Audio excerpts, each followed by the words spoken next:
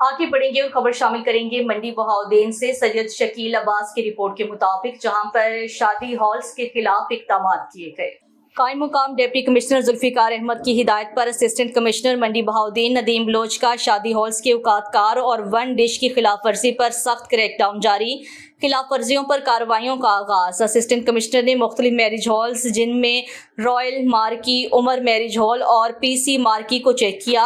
उन्होंने one dish की खिलाफ वर्जी पर पीसी मार्की को 1 लाख रुपए जुर्माना आयद किया। इस मौका पर असिस्टेंट कमिश्नर नदीम बलोच का कहना था, शादी हॉल्स इंतजामिया औकातकार और वन डिश पर अमल दरामद को यकीनी बनाएं।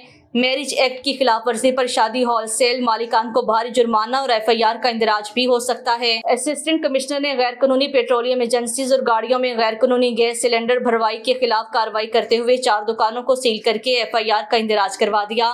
असिस्टेंट कमिश्नर का कहना था कि हुकूमती हिदायत पर गैर कानूनी पेट्रोलियम एजेंसीज और गाड़ियों में गैस भराई के खिलाफ कार्रवाई जारी रहेगी। असिस्टेंट कमिश्नर ने मुख्तलिफ होटल्स और नान बाइयों की दुकान पर रोटी और नान की कीमतों और वजन को चेक किया, जो कि पूरा पाया गया। असिस्टेंट कमिश्नर ने मुख्तलिफ करियाना शॉप्स पर अशिया खुरोनोश की कीमतों को भी चेक किया। उन्होंने महंगी अशिया खुरोनोश फरोख्त करने वाले मुख्तलिफ दुकानदारों को 25,000 रुपये जुर्माना भी आयद किया।